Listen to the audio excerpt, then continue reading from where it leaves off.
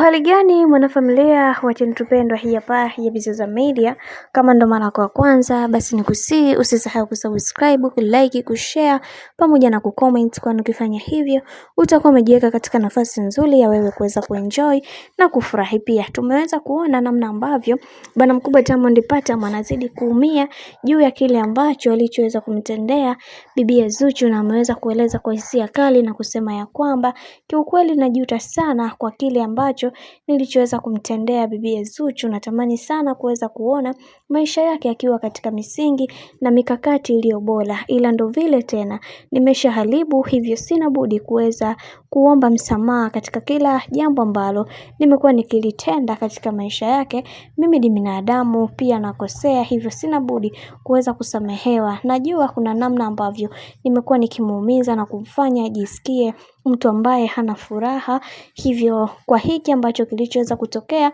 na kile na kusema ya kwamba naomba nisamehe, mimi ni binadamu pia nakosea, na napenda kuchukua nafasi ya kuweza kuzungumza na kila mtu ambaye amekuwa naye karibu aweze kuongea naye, maana ya kwamba ameweza kuelewa ni namna gani ambavyo alivyoweza kumuumiza. Ila kiukweli kuna mambo ambayo bibi Zuchu amekuwa akitendewa yanaumiza sana, na leo hii kaka yetu kipenzi yuko hadharani na kuweza kuomba radhi kwa kile kitu ambacho kilichoweza kutokea katika maisha yake, na anakiri kwa kosa ambalo aliloweza kulitenda. Lakini tumeshaona kwa dada yetu kipenzi Zuchu ameshaweza kumove on, hahitaji kabisa kuweza kuona maisha yake yakiwa katika mkanganyiko ambao usiokuwa na mbele wala nyuma, maana anaona kadri siku zinavyozidi kwenda ndivyo ambavyo anataka kumzoea bwana mkubwa Diamond Platnumz. Hivyo yote ya yote tunasema na kukiri ya kwamba katika hiki kinachoendelea Mungu mwenyewe ndiye ambaye atakayeweza kufanya watu wengine waweze kuelewa zaidi, ila kiukweli